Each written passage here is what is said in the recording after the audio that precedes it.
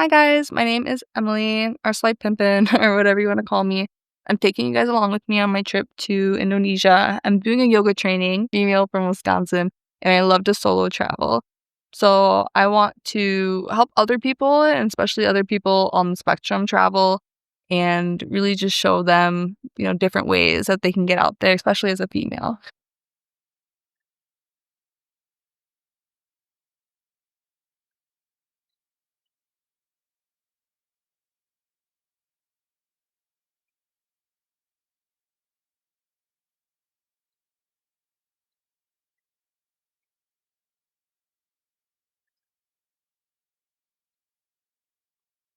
This is me packing up all my bags, basically showing you that I'm taking stuff from the blue suitcase, putting it into this bigger blue suitcase.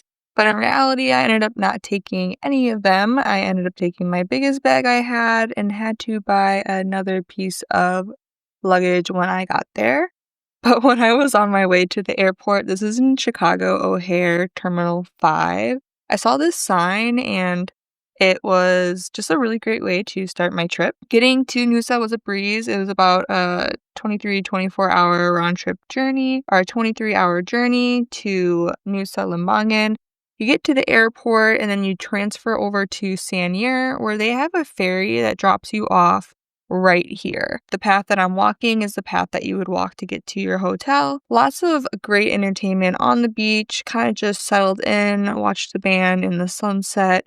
And then the next day, we were off to the yoga training. We all met in the Shala here, and we were about to start off on a vinyasa. I won't lie either, leading up to the training, I was a little nervous. I haven't studied or learned in a while. I'm going to take you through what a day looked like for me. It's like day 3 of my yoga training. I figured I'd show you guys kind of what I got going on here in my room. This is the room that I'm staying in.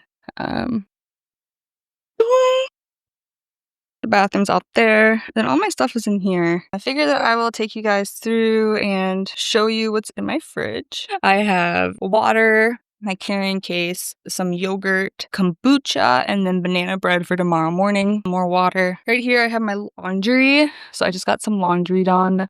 This was 60 rupees, $3. So this is $3 to do my laundry, which is great. Every single day I'm going through like 2 sports bras and like 2 shorts and a bunch of hand towels just because it's really hot out here. My body is just getting acclimated. But yeah, so yeah, that's kind of what I got going on here. I'm gonna take a shower tonight. I'm gonna go get a massage, and then I actually have a doctor's appointment, so I'm gonna do that at 9:30 before I go to bed. I did get Bali belly on one of my days, so I had to have a doctor come to my room and save me. So that was interesting. We're back. We're live. Like, insert here the clip of me literally getting revived by some doctors that came to my room. Okay. Let's do this. 1 and 2. Perfect. Basically, I wake up every morning at like 7. We have practice at 7:30. It's about 2 hours. After that, we have also some studying. We basically are practicing and in class until about 11. Then we have a 2-hour break. Today, I went and sat by a beach club pool, ordered some food, got some sun, played in the ocean, and then came back. We had lecture, and then I also had another vinyasa, or another class that we had to do. Some beat. I also got this clip today from a local. She came up to me. I could not say no. I don't know how they work. I just want to support them. I love everyone's training here in Bali, Nusa Lembongan, which I absolutely love Nusa Lembongan. I'm so confused how this location hasn't been brought up before, especially because I'm in the surf community and it's such an awesome place for beginner waves. There is so many cool different food options. Everything's pretty centralized. It's not as busy as the mainland of Bali.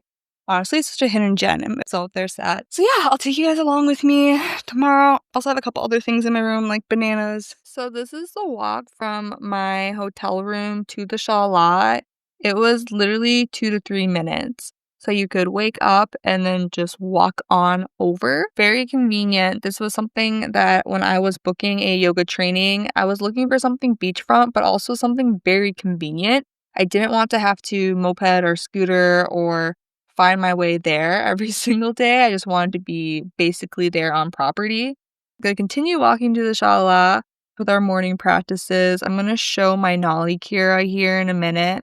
I want to put a disclaimer that if you think you can't do Nauli Kriya because you have a little bit of a belly, you are completely wrong. If you guys want a tutorial on how to do Nauli Kriya here in the future, just let me know. This is really great for massaging your intestines and your stomach. Not recommended if you are pregnant, but this is just a really great way to start off the day. Shout out to my girl. Her name was Kriya. Loved her to death.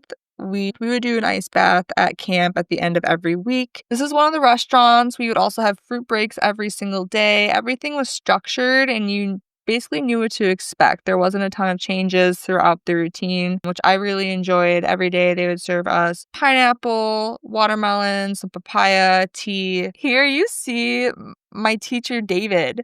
This is our lead teacher, David Yosana. He is an amazing human. I want to thank him for his authenticity and just being 100% himself the entire training, but bringing so much knowledge in the way that he taught was amazing. So I appreciate him so much. The teachers were great.